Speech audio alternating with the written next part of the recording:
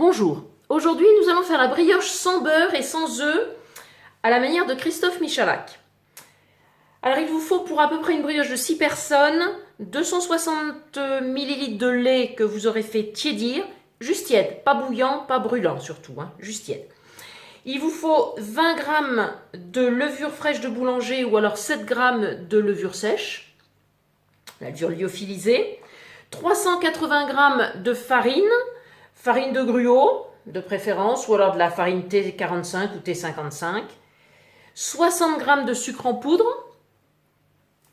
5 g de sel fin, 70 ml d'huile végétale neutre. Et pour la parfumer, soit de la vanille, soit de la fleur d'oranger, des zestes d'orange, zestes de citron. Moi, j'ai choisi la vanille. Et puis, pour le final, vous pourrez mettre des perles de sucre pour décorer votre brioche. Voilà. Donc, je mélange ma levure à mon lait tiède. Je remue.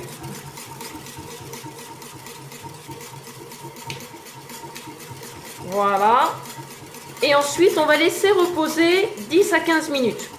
Alors, ne vous inquiétez pas, le mélange risque de mousser, mais ça, c'est tout à fait normal, avec l'effet de la levure.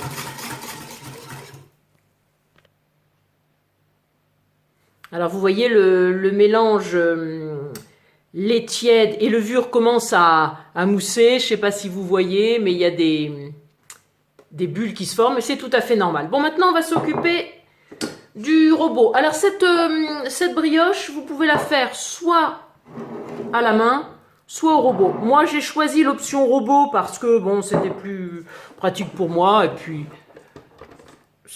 Mais c'est tout aussi faisable à la main. Donc, dans mon robot, je vais mettre donc ma farine, mon sucre, le sel, voilà. Je mets l'huile, hop,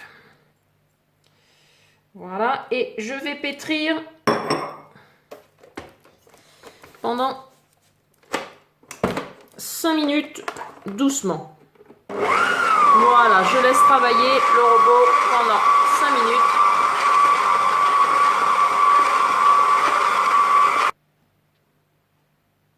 Puis je vais incorporer mon mélange petit à petit de lait et de levure dans mon robot. Voilà, et je repétris pendant 5 minutes. Et je vais incorporer petit à petit le lait et la levure au fur et à mesure.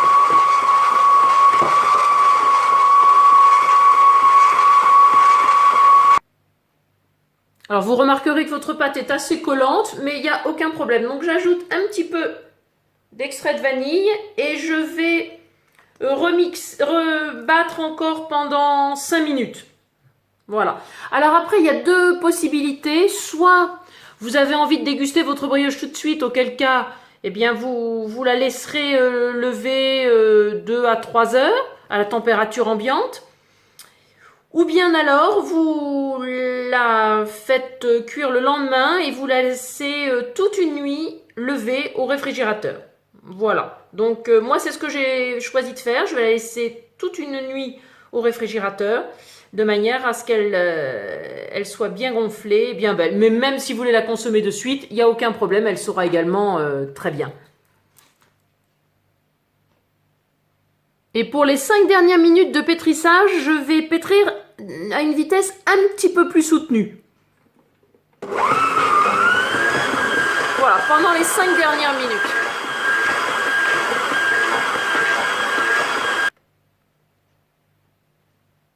Voilà, la pâte est un peu collante, vous voyez, mais bien belle, bien onctueuse quand même. Donc, je vais la mettre dans un linge et au frigo pendant une nuit. Voilà notre pâte à brioche après avoir passé une nuit au réfrigérateur. Maintenant, je vais la travailler en tresse et la mettre dans moule beurré. J'ai choisi un moule de petite taille parce que je veux qu'elle gonfle bien et qu'elle ressorte comme les bonnes grosses brioches qu'on trouve en boulangerie. D'autre part, j'ai fariné mon plan de travail et je vais disposer mes 3 rondins de pâte à brioche. Ah, je sais.